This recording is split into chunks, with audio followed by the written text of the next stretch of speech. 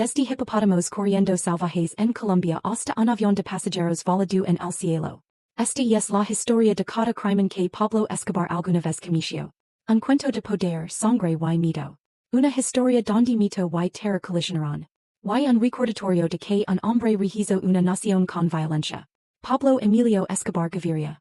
Nacido en 1949 en Río Negro, Colombia. Criado en Medellín, la ciudad que un día dominaría. Escobar ascendió de pequeño estafador callejero a capo mundial de la droga. Para mediados de los años 1980, su cartel de Medellín controlaba el 80% de la cocaína del mundo. Su riqueza lo colocó entre los hombres más ricos vivos. Pero cada dólar estaba empapado en sangre. La vida de Escobar estuvo marcada por dos extremos. El dio casas a los pobres y bombas a la ciudad. El construyó campos de fútbol para niños y ordenó asesinatos de políticos. Este video recorrerá sus crímenes en orden. Desde lo bizarro hasta lo catastrófico. Desde los hipopótamos que contrabandió para su zoológico hasta el avión que destruyó en pleno vuelo. Cada acto. Cada muerte. Cada cicatriz. Estas son las historias que la mayoría de la gente nunca escucha. Crímenes que moldearon el ascenso de Escobar. Y crímenes que todavía resuenan hoy. Contrabando de vida silvestre y zoológico exótico. Hacienda Nápoles fue la joya de la corona de Escobar. Una extensa finca en las afueras de Medellín. No solo una mansión sino un parque temático. Escobar la llenó con réplicas de dinosaurios, autos de lujo y incluso una plaza de toros. Pero la adición más extraña fue su zoológico privado. El contrabandió animals a Colombia ilegalmente. Hipopótamos, elefantes, jirafas, avestruces, aves exóticas. Este no era un zoológico para turistas. Era un símbolo de dominio. Un mensaje, yo estoy por encima de la ley. Los oficiales de aduana hicieron la vista gorda. Los funcionarios permanecieron en silencio. Cuando Escobar fue asesinado en 1993, el gobierno incauto la propiedad. La mayoría de los animales fueron reubicados. Pero los hipopótamos permanecieron. Demasiado grandes, demasiado difíciles de mover. Escaparon a ríos cercanos. Hoy, esos hipopótamos deambulan libres por toda Colombia. Sus números han explotado a más de 150. Tienen cultivos. Amenazan a comunidades locales. Los científicos advierten de un desastre ecológico. Todo por el proyecto de vanidad de Escobar. Los hipopótamos son una escena del crimen viviente. Un legado surrealista de un capo que quiso una sabana africana privada en Sudamérica. Lavado de dinero a través del fútbol y bienes raíces. Escobar amaba el fútbol. Pero el fútbol también era la cobertura perfecta.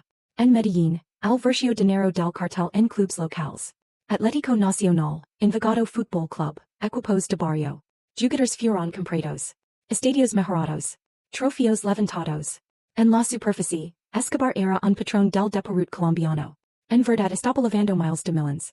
Ventas de boletos, patrocinios, contratos de construcción. Todo lavaba dinero sucio. Le dio legitimidad. Le dio multitudes leales que corrían su nombre.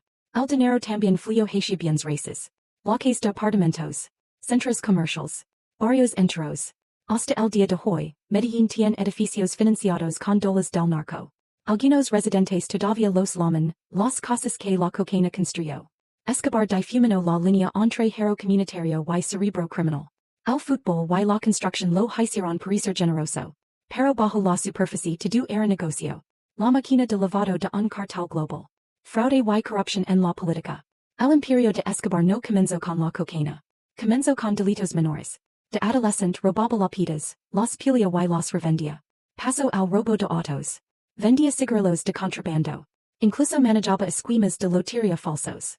Para la década de 1970, descubrió la verdadera clave. La política. Sobornó a funcionarios locales. Financió campanas. Pagó a oficiales de policía para mirar hacia otro lado. Escobar compró influencia mucho antes de comprar aviones.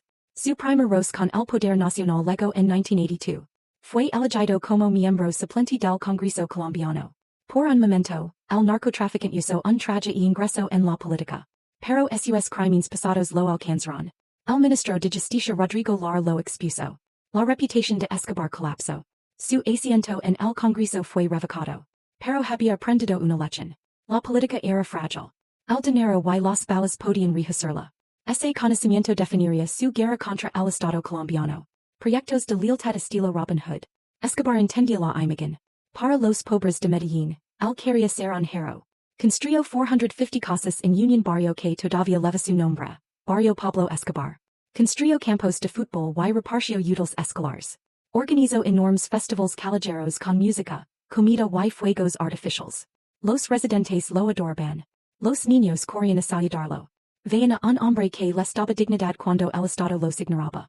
Lo llamaban Don Pablo. Pero esta lealtad venía con un precio. El mismo hombre que repartió regalos de Navidad también ordenaba asesinatos. El mismo hombre que construía clínicas también colocaba coches bomba. Al cultivar una imagen de Robin Hood, Escobar compró protección. Los locales lo advertían de redadas policiales. Sicarios, muchos de ellos adolescentes de barrios pobres, se convirtieron en sus soldados de a pie. Ellos matarían por el sin dudar. Robin Hood y terrorista. Salvador y carnicero. Dos caras del mismo hombre. Para mediados de los años 1980, el imperio de Escobar era vasto. La cocaína inundaba a los Estados Unidos. Miles de millones de dólares fluían de regreso a Medellín. Pero el dinero no era suficiente. Escobar quería control. Cualquiera que se opusiera él pagaba con su vida. Estos años marcaron una transición. De astuto traficante a despiadado señor de la guerra. 5. Asesinatos de jueces, periodistas y políticos. Escobar silenciaba sus críticos con balas. Uno de sus primeros y más impactantes asesinatos ocurrió en 1984. El ministro de Justicia Rodrigo Lara Bonilla había expuesto la carrera política de Escobar. El reveló el dinero del narcotráfico detrás del asiento congresional de Escobar. Lara juró luchar contra los cartels. El 30 de abril de 1984 Lara conducía en Bogotá. Sicarios en motocicletas se acercaron. Abrieron fuego. Lara fue asesinado instantáneamente. Su muerte envió ondas de choque a través de Colombia. El gobierno declaró la guerra al cartel de Medellín. Escobar respondió con más sangre.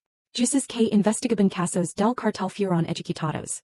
Periodistas que informaban sobre su imperio fueron casados. Redactions enteras vivían con miedo. Magistrados, candidatos, incluso aspirants presidenciales. Todos se convirtieron en objetivos. El mensaje de Escobar era simple. Oponte mi y morirás. La democracia de Colombia sangró bajo su campana de terror. Secuestros para prisión. El asesinato no era la única arma de Escobar. Él también usó el secuestro. Los rehenes se convirtieron en fichas de negociación. En 1981, los guerrilleros secuestran a Marta Ochoa, hermana de un socio del cartel. Escobar respondió creando MAS, muerte a secuestradores. Este grupo paramilitar cazó guerrilleros y los mató. Pero Escobar también adoptó el secuestro para sus propios fines. Él apuntó a políticos, periodistas y sus familias. El objetivo era prisión. Prisión para cambiar leyes. Prisión para bloquear tratados de extradición con los Estados Unidos. Prisión para forzar negociations. Uno de los casos más trágicos fue la periodista Diana Tubí. Ella fue secuestrada en 1990, parte de un grupo capturado por órdenes de Escobar. Ella murió meses después durante un fallido operativo de rescate. Su muerte conmocionó a Colombia.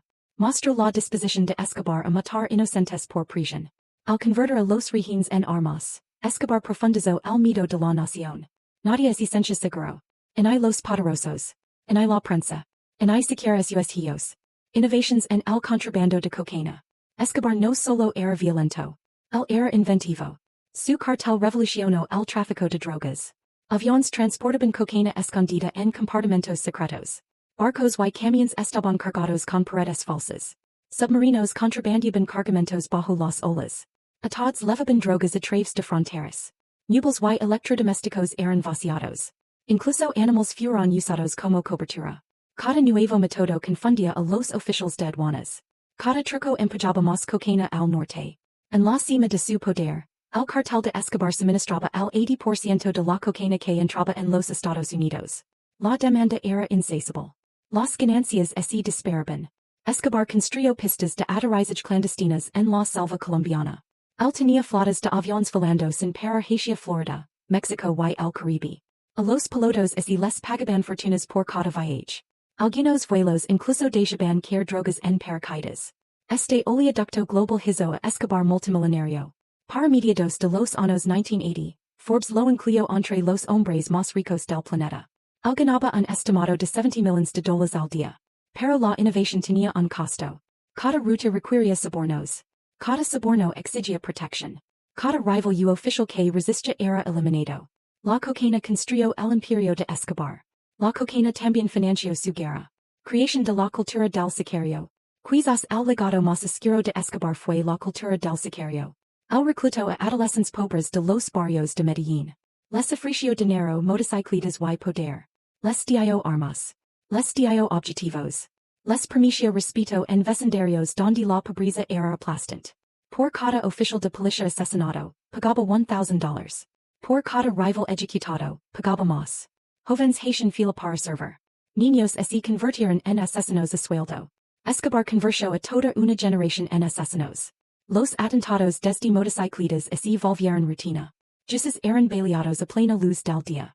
Oficials de policía acribalados en la calle. Políticos asesinados en el escenario. La cultura del sicario transformó Medellín. Creó vecindarios donde la violencia era normal. Normalizó la muerte adolescente. Las familias perdieron hijos no por enfermedad, sino por la nómina de Escobar. Plata o plomo, resumía su mandato. Acepta el soborno o recibe la bala. Los funcionarios que resisten eran asesinados. Los funcionarios que aceptaban se convirtieron en cómplices.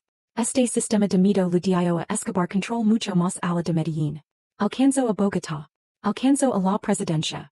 Alcanzó el mismo tejido de la sociedad colombiana. Innovations en el contrabando de cocaína. Escobar no solo era violento. Él era inventivo. Su cartel revolucionó el tráfico de drogas. Aviones transportaban cocaína escondida en compartimentos secretos. Barcos y camiones estaban cargados con paredes falsas. Submarinos contrabandeaban cargamentos bajo las olas. Atados levaban drogas a través de fronteras.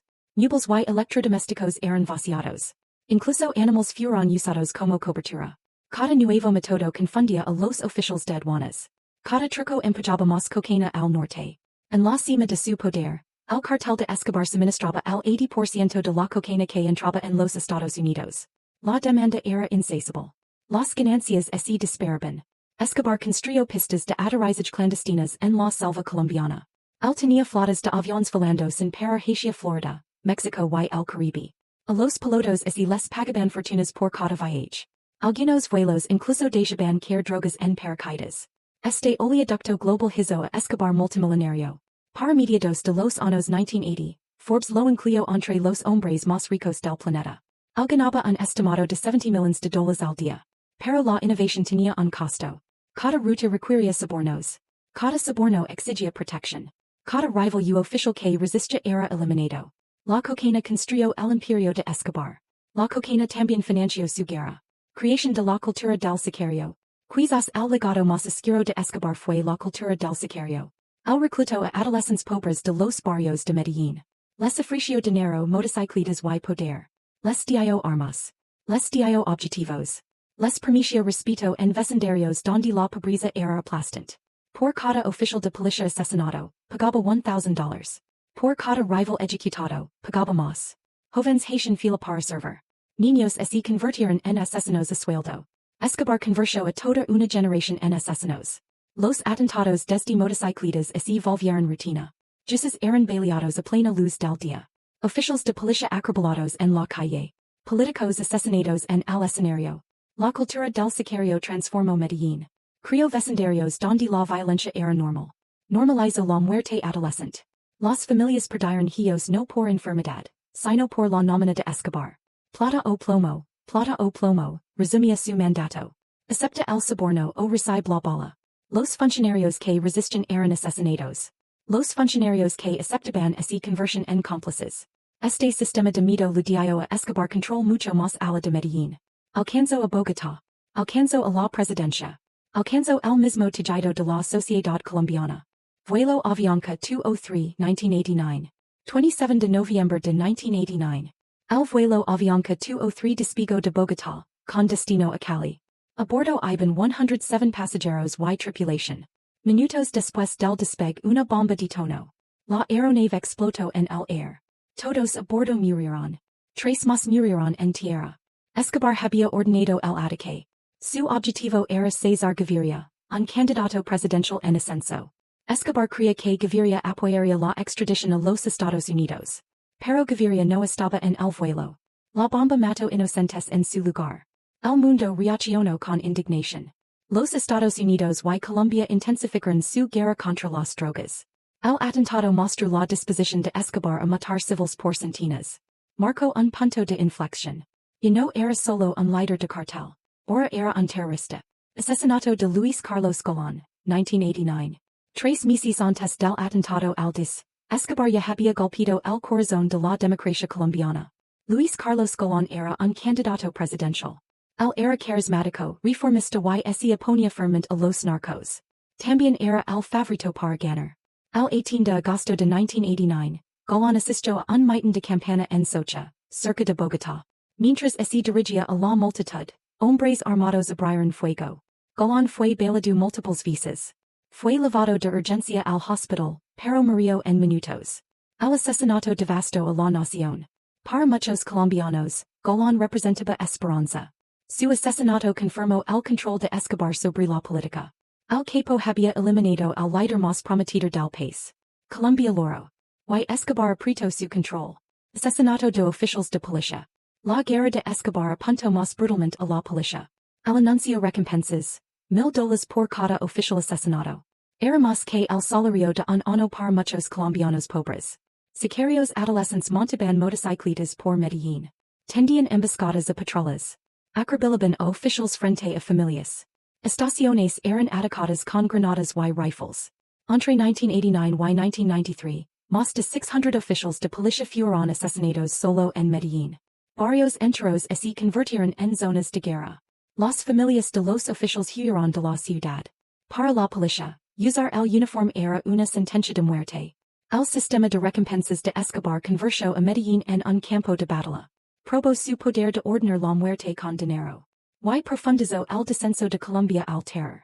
El imperio de la cocaína, cartel de Medellín. Detrás de los atentados y asesinatos estaba el verdadero motor de Escobar, la cocaína. Para mediados de los años 1980, el cartel de Medellín controlaba el 80% del comercio mundial de cocaína. Escobar supervisaba vastas plantations de coca. Fábricas en la selva procesaban toneladas de pasta. Aviones, barcos y submarinos transportaban producto por todo el mundo. Miami se convirtió en un centro de dinero narco y violencia. Las ganancias eran asombrosas. Escobar ganaba un estimado de $70 millones por día. Forbes lo incluyó entre los hombres más ricos vivos. Se creía que su patrimonio neto superaba los $25 millones. El dinero era tan vasto que gran parte se pudría. Escobar almacenaba efectivo en graneros y campos. Perdía millones por el mojo y las ratas. Su cartel también gastaba miles cada mes en ligas para agrupar bolitas. El imperio de la cocaína financiaba todo. El zoológico. Los barrios. Los asesinatos. Las bombas. Sin cocaína no había Escobar. Con cocaína, casi derribó a una nación. De contrabandear hipopótamos a asesinar presidentes. De canchas de fútbol de barrio a terrorismo internacional. Pablo Escobar dejó cicatrices que Colombia todavía carga hoy. Sus crímenes cambiaron ecosistemas. Corrompieron la política. Destrozaron familias. Mataron a miles. Escobar murió en 1993 en una azotea de Medellín. Pero su sombra permanece. Los hipopótamos todavía deambulan. Los barrios que construyó todavía están en pie. Los recuerdos de atentados y asesinatos todavía persiguen a Colombia. ¿Qué crimen te sorprendió más? ¿Los hipopótamos que nunca se fueron? ¿O el avión que nunca aterrizó? Cuéntanos en los comentarios.